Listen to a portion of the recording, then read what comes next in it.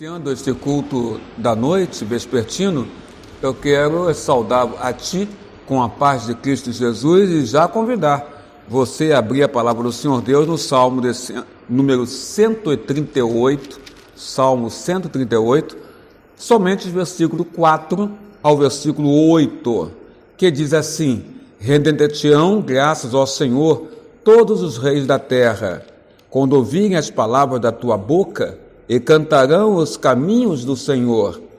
Pois grande é a glória do Senhor, o Senhor é excelso, contudo, atenta para os humildes. Os soberbos, ele os conhece de longe. Se ando em meio à tribulação, tu me refazes a vida, estende a mão contra a ira dos meus inimigos. A tua destra me salva. O que a mim me concerne, o Senhor levará a bom termo. A tua misericórdia, ó Senhor, dura para sempre. Não desampare as obras das tuas mãos. Hoje, dia 20 de setembro, culto da noite, nós estamos realizando um dos últimos cultos online vespertino da nossa querida e amada Igreja Presbiteriana de Irajá. Porque, como você sabe, eu não sei, domingo passado, a partir do segundo domingo de outubro, o Conselho da Igreja tomou a resolução muito sábia de retornar aos cultos presenciais vespertinos, 18 horas e 30 minutos, a partir do segundo domingo de outubro. Então, hoje não é o último, mas é um dos últimos cultos online, querido amigo e amiga. Que o Senhor nos abençoe. Tu que estás assentado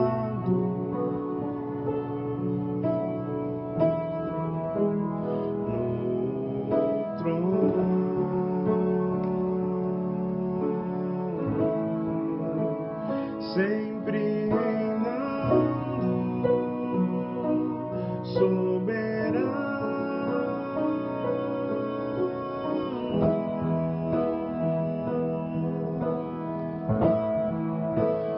anjos cantando,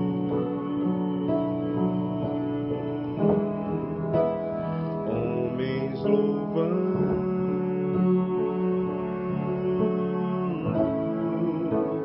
Deus reunido com seu povo,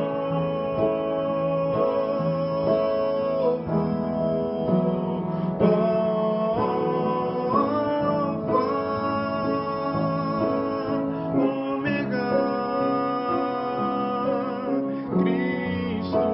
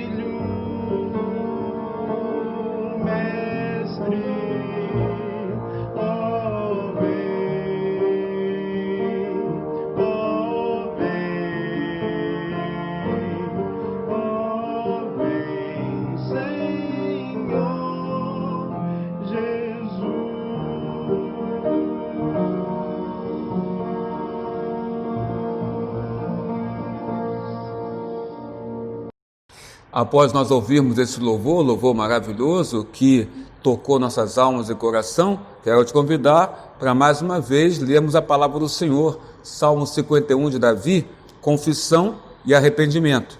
Mas leremos somente do versículo 1 ao versículo 7. Compadece-te de mim, ó Deus, segundo a tua benignidade e segundo a multidão das tuas misericórdias.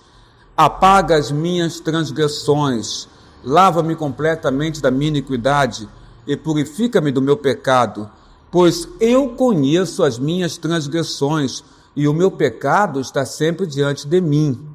Pequei contra ti somente, e fiz o que é mal perante os teus olhos, de maneira que será tido por justo no teu falar e puro no teu julgar.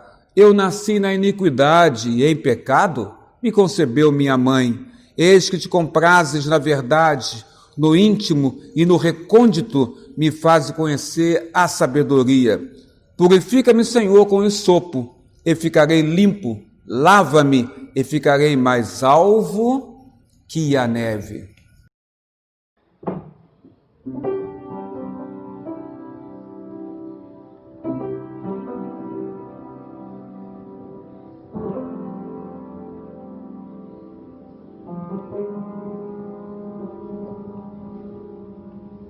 Quando tudo em mim era incerto e os meus olhos já não viam suas mãos.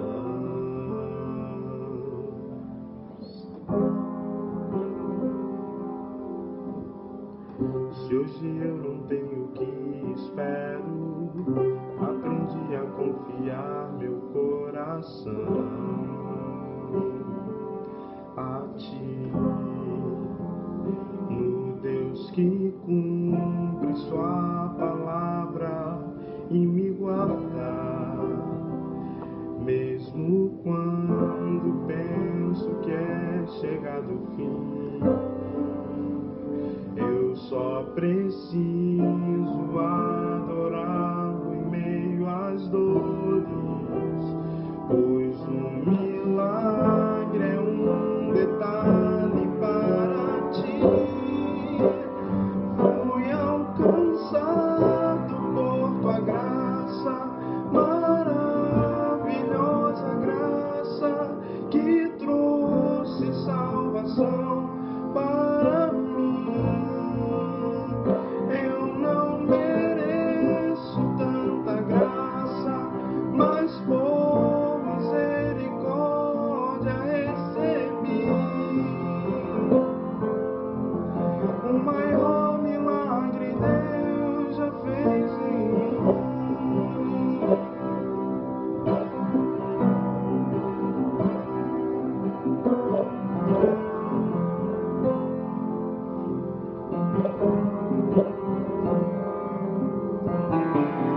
Quando tudo em mim era incerto e os meus olhos já não viam suas mãos.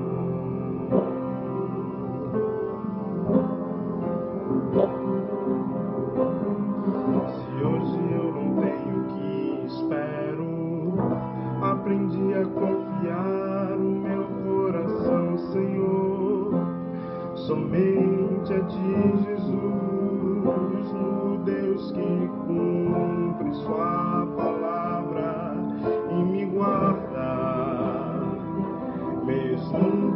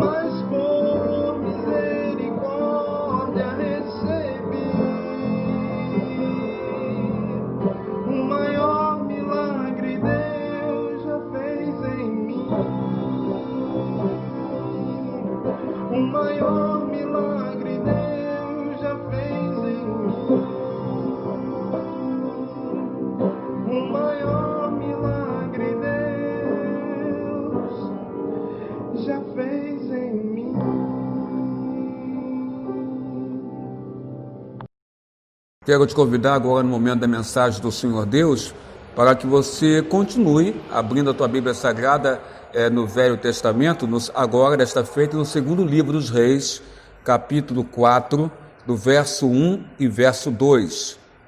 Diz assim: certa mulher das mulheres dos discípulos dos profetas clamou a Eliseu, dizendo: meu marido, teu servo, morreu, e tu sabes que ele temia ao Senhor. É chegado o credor para levar os meus 2 filhos para lhe serem escravos. Eliseu lhe perguntou: que te hei de fazer? Dize-me, o que é que tens em casa?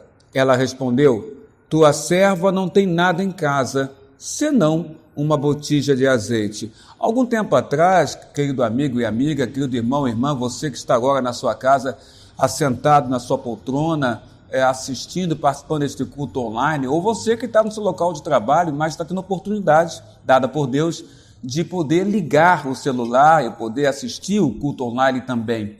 Algum tempo atrás, não muito tempo atrás, nós pregamos sobre esse texto em um dos cultos online.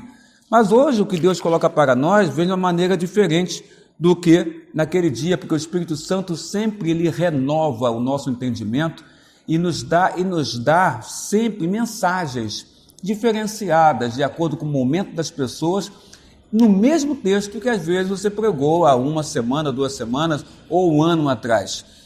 Aqui nesse texto, que eu reparo aqui, é que nós temos uma mulher que é uma mulher comum. E Deus fica atento à necessidade desta mulher. E isso está de acordo com o Salmo de número 34, versículo 18, quando a Bíblia Sagrada diz assim: o Senhor está perto dos que têm coração quebrantado e salva os de espírito abatido. Essa palavra quebrantado, o Senhor está perto daquelas pessoas que têm coração quebrantado. Essa palavra quebrantado, ela no latim, se você for ver a etimologia da palavra quebrantado, no latim, ela significa crepare. Crepare tem um significado de rachado, estalado, quebrado, quebrantado, que vem de quebrado, estalado, rachado, por causa da etimologia da palavra, volto a dizer, que é crepare em latim. Então, trazendo para o texto, e é bom sempre a gente fazer essa atualização para entender melhor, poderíamos ler assim: o Senhor está perto dos que têm coração quebrado, o Senhor está perto daqueles que têm coração rachado, o Senhor está perto daqueles que têm um coração enfraquecido. E, biblicamente, a palavra quebrantado tem ainda um significado ainda maior, que eu vou dizer para você agora. Quebrantado, o significado bíblico, tem a seguinte expressão: o Senhor está perto daqueles que têm um coração que não coração este que não está endurecido. Reparou isso? Deus está perto daquelas pessoas que têm um coração quebrantado, que têm um coração que não está endurecido. Coração que não está endurecido é um coração que está sensível. Sensível ao quê? Sensível à voz de Deus. Sensível na sua busca a Deus como aquele que pode ter solução para aquilo que essa pessoa está passando naquele momento. E aí o versículo prossegue, o Salmo 34, verso 18, prossegue: o Senhor está perto dos que têm coração quebrantado, e no prosseguimento: e salva os de espírito contrito, e salva os de espírito abatido. E aí essa expressão abatido ou contrito, você pode ter a tradução dela, o significado dela, que Deus salva as pessoas que estão com o espírito fragilizado. Deus salva aquelas pessoas que estão com o espírito com remorso, com arrependimento de algo que fez ou deixou de fazer. Então esse texto do Salmo 34, verso 18, se refere a um Deus que está atento às pessoas que estão necessitadas, que estão fragilizadas, que estão quebrantadas, que estão quebradas dentro de si, na sua alma, no seu pensamento, no seu ser, que estão arrependidas, que estão com remorso e que estão enfraquecidas e que estão sensíveis pelo sofrimento, estão sensíveis em querer ouvir a voz de Deus sobre os vossos corações. Essa mulher que nós pregamos semanas atrás, mas dentro de um outro teor, dentro de uma outra mensagem que Deus colocou em nosso coração, porque hoje é diferente, Esta mulher é uma mulher que é viúva, o marido faleceu, tem 2 filhinhos, os filhinhos seriam negociados, porque o credor, aquele que o marido devia dinheiro, e ele morreu sem pagar esse dinheiro ao credor, o credor, para poder então ver saciado o pagamento do falecido, iria pegar as crianças. E era o direito dele, naquela época era assim que funcionava. E essa mulher preocupada, ela procura então Eliseu, que é o homem de Deus, para que Eliseu, como homem de Deus, o Senhor agisse na vida dela. Ela está com o coração sensível, ela está com o coração rachado, quebrado, quebrantada, contrita, abatida, fragilizada, enfraquecida. É essa mulher. E ela procura Eliseu, e na verdade está procurando Deus, para que Deus desse uma solução para essa situação. Em que livro nós temos essa história? No livro dos Reis. Como eu falei agora há pouco, o 2º livro dos Reis, capítulo 4, versículo 1 ao 4. Aí você vai notar outra coisa aqui, que apesar de um livro chamar primeiro livro dos Reis, ou 2º livro dos Reis, não é? E passa a impressão então que contaria a história dos reis, e ainda que conte as histórias dos reis de Israel, você vai observar que esse livro chamado Reis, Deus não está apenas preocupado ou interessado nos reis. Nos reis não está somente, apesar do nome do livro ser 2º livro dos Reis.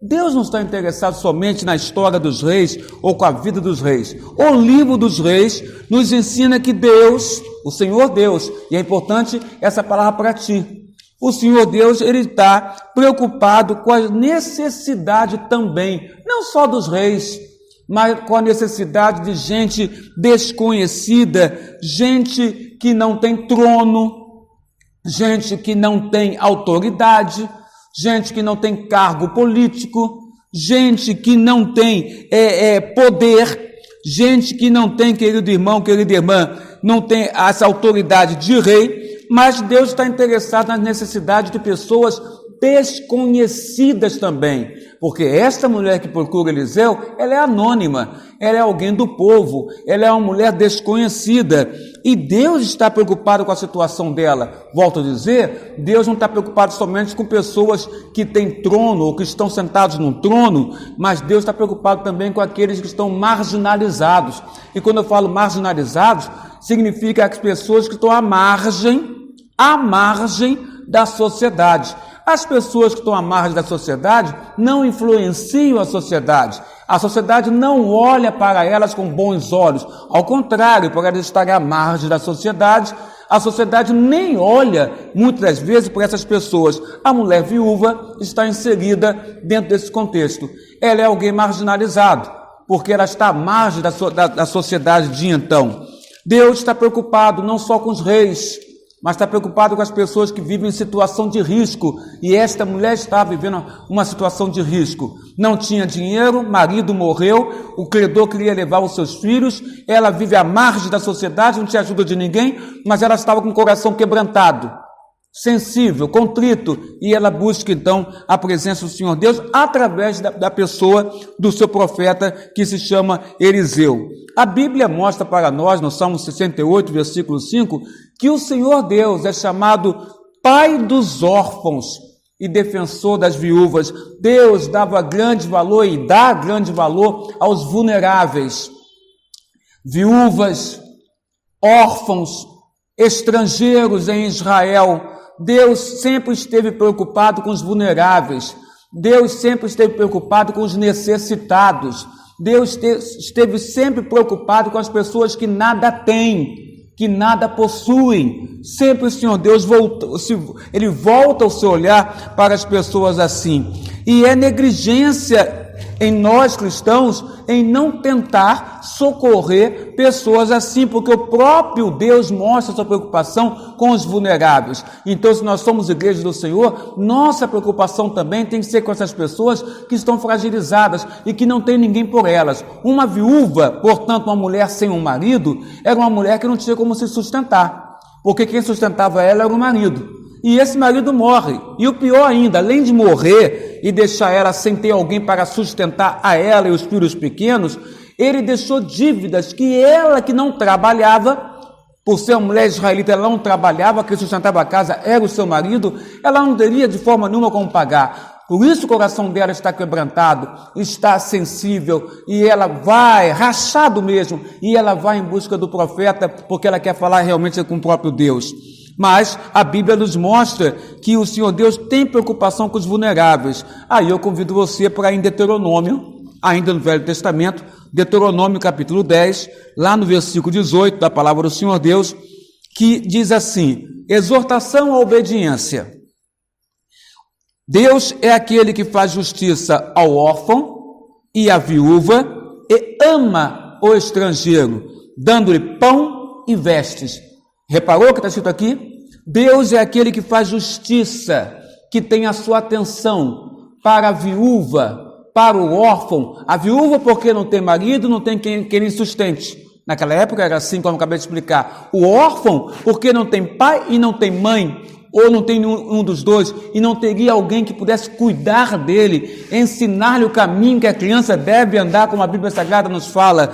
Então Deus está preocupado com o órfão, aquele que não tem ninguém, é vulnerável por não ter ninguém. Deus está preocupado com os estrangeiros, a Bíblia fala que Ele ama os estrangeiros. O tempo inteiro o Senhor Deus, Ele escolhe o povo de Israel, mas Ele nunca negligenciou o seu olhar para o estrangeiro. A tal ponto que no Velho Testamento, livro de Moisés, Deuteronômio, a Bíblia fala para nós que Deus ama o estrangeiro, porque em Israel esse estrangeiro passaria por não ser de Israel determinadas situações aflitivas. Então a Bíblia coloca: Deus ama o estrangeiro. Portanto, Israel deveria tratar bem a esse estrangeiro que passa a morar no meio deles. E mais ainda, o que Deus coloca para nós aqui? Ele ama o estrangeiro, ele faz justiça ao órfão e à viúva, e que mais que ele faz? Dá-lhe pão e dá-lhe vestes. O que significa isso? Deus dá comida, dá alimento para o estrangeiro. Deus dá alimento para o órfão que não tem ninguém. Deus dá alimento para a viúva que não tem ninguém para cuidar dela. Deus dá alimento, dá pão, e Deus dá o que vestir por essas pessoas. O que esse texto nos revela é a grande preocupação de um Deus bondoso e misericordioso com aquele que é vulnerável, com aquele que nada tem. Por um outro lado, ajudar um vulnerável, ajudar aquele que precisa, a igreja cristã necessita entender isso, é um sinal do verdadeiro temor a Deus e da verdadeira piedade. Quando nós demonstramos cuidado com os vulneráveis, nós, igreja cristã, nós estamos demonstrando então, sabe o que nessa hora? O verdadeiro temor a Deus. Porque Deus ensina isso na sua palavra, como eu acabei de mostrar aqui agora. E é o que acontece com Eliseu e essa mulher viúva. Eliseu nos mostra que Deus se preocupa com pessoas comuns. Aquela mulher é uma pessoa comum, é uma anônima, que busca Eliseu, que busca a Deus para ajudá-la. E quantas pessoas são como essa mulher? Uma pessoa comum. Deus não está preocupado somente com reis ou com quem tem autoridade, mas Deus está preocupado em olhar, em atender às pessoas comuns, como você que agora está me enxergando através agora da sua televisão, através do seu celular, neste culto online. Eu digo para ti, em nome de Jesus, Deus está preocupado com pessoas comuns. Deus está preocupado com você. Volto a dizer para ti, Eliseu nos mostra que o Senhor Deus está preocupado com pessoas comuns. Você não tem que ser uma pessoa destacada no seu local de trabalho, destacado na sua vizinhança, destacado na sua profissão, destacado na sua forma de agir. Você não precisa ser uma pessoa destacada, importante, poderoso ou poderosa para ter a atenção de Deus, para ter a ajuda do Senhor Deus. Esse texto aqui, desta mulher viúva, nos mostra claramente, seguindo o preceito que Deus ama e cuida dos órfãos, da viúva e até do estrangeiro, nos mostra que nosso Deus está preocupado com as pessoas comuns. Ainda repito aqui, que neste livro é o livro dos reis, que fala dos reis de Israel, mas você vê histórias relacionadas a pessoas comuns, mostrando a preocupação de Deus com essas pessoas. Então Eliseu pergunta para ela: o que você tem na sua casa? A resposta dela não poderia ser outra, é uma resposta humilde, é uma resposta modesta. Ela não era rica, ela não tinha grande condição financeira, porque se assim fosse, talvez ela não fosse nem Eliseu conversar com ele. Porque a Léa foi pedir ajuda e mostrar sua situação, que era a questão dos filhos que poderiam ser levados pelo credor. Se ela tivesse dinheiro, ela pagaria a dívida do marido, porque ela era rica e não precisaria ir em Eliseu. Mas ela é modesta, ela é pobre, ela é humilde. Então ela vai e ele pergunta: o que você tem em casa? A resposta dela só pode ser uma resposta humilde e modesta. Ela fala: Senhor, tua serva não tem nada, além de uma vasilha de azeite. E quanto de nós também nas nossas casas, na nossa resposta para com Deus, nós vamos responder da mesma forma: Senhor, olha, tu está me perguntando o que eu tenho em casa, eu não tenho absolutamente nada. Mas é aí que nós nos enganamos. Nos enganamos quando forçamos nossa mente a pensar que nós não temos nada.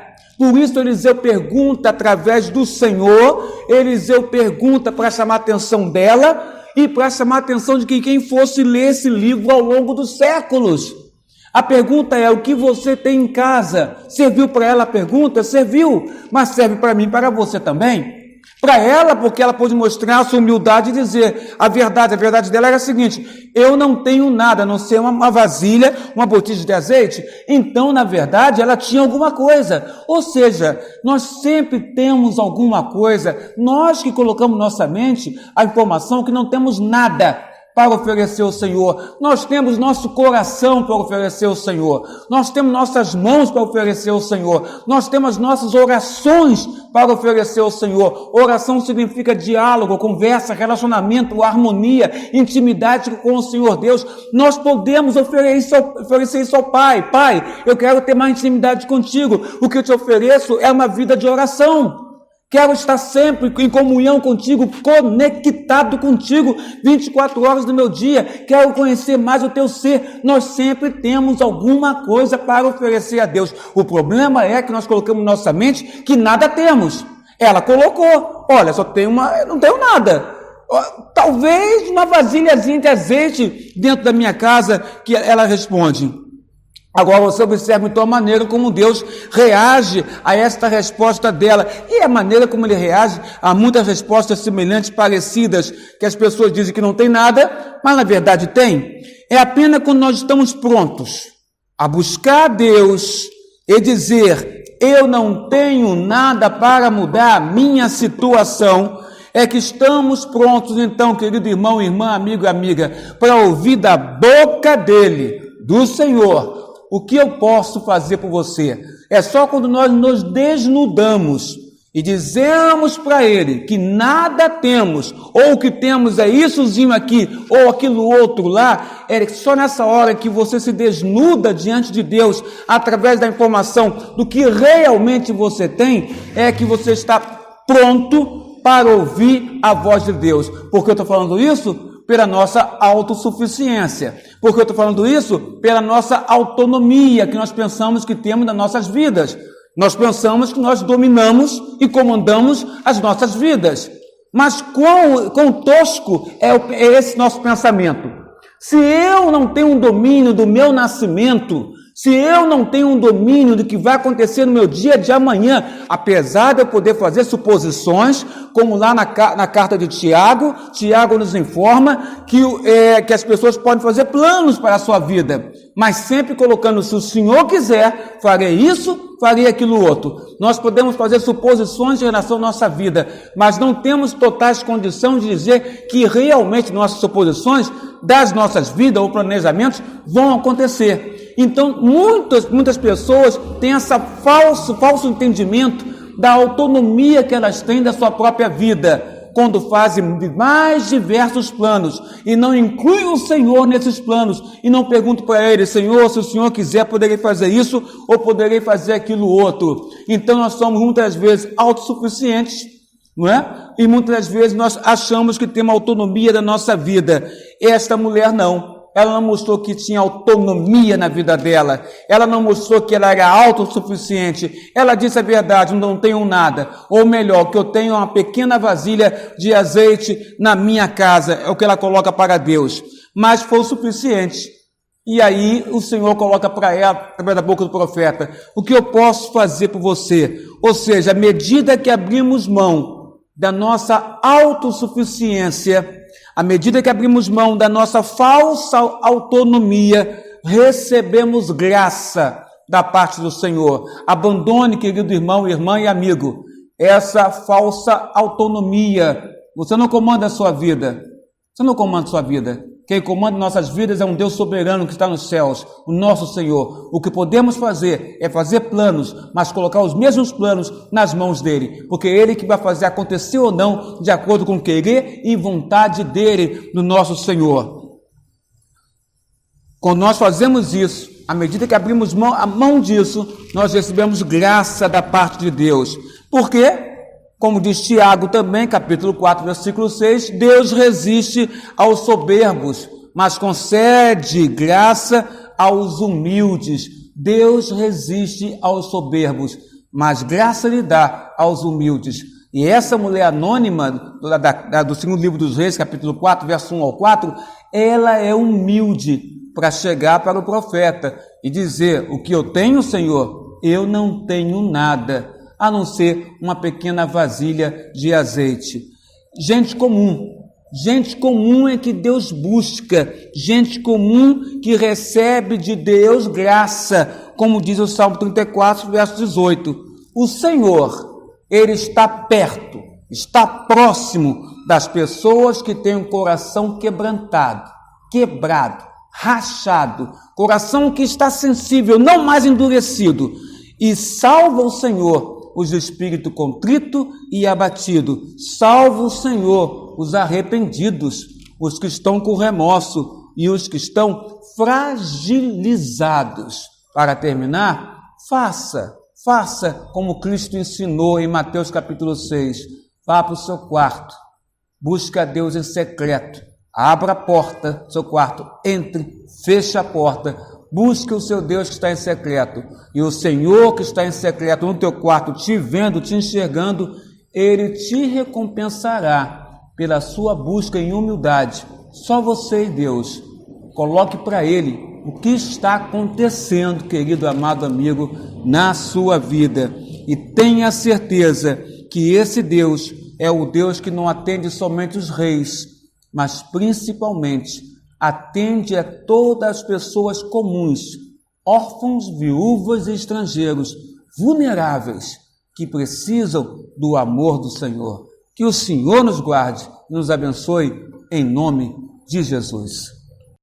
Quero te convidar para esse momento de oração, e a você que está nos assistindo agora, se assim for a vontade do Senhor sobre a sua vida, coloque a sua mão sobre o vosso coração, já na oração, e ore comigo agradecendo, adorando ao Senhor, agradecendo ao Senhor, confessando seus pecados e suplicando a Ele, ou intercedendo por pessoas que você conhece e que estão como as órfãos, como as viúvas ou estrangeiros, vulneráveis, precisando do braço forte do Senhor para guardá-los e sustentá-los.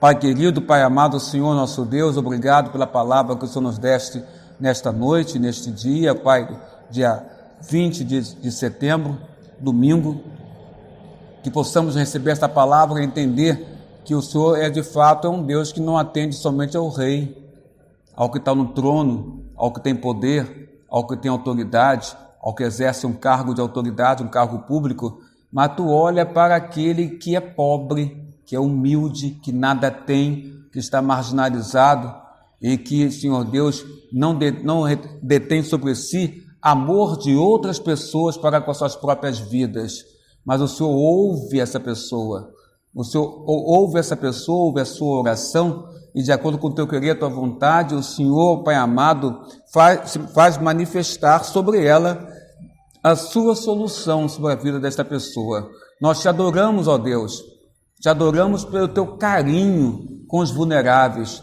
te adoramos, ó Deus amado, te amamos pelo carinho que tu demonstra com as pessoas que nada têm, que estão marginalizadas, porque muitos de nós estávamos da mesma forma, marginalizados, colocados à margem, e o Senhor olhou para nós, e se nós merecermos nada, o Senhor nos chamou, o Senhor nos escolheu, e o Senhor nos fez fazer parte da tua igreja na terra, Senhor Deus. E hoje podemos dizer que nosso corpo é templo do Espírito Santo.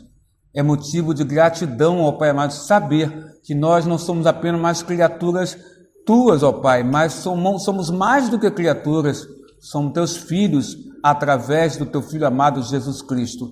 Abençoa, Senhor, a este e esta que está nos ouvindo em oração do outro lado da câmera. Abençoa esta família que está nos assistindo do outro lado da câmera, Senhor Deus. Derrama a tua graça neste lar, derrama o teu poder neste lar.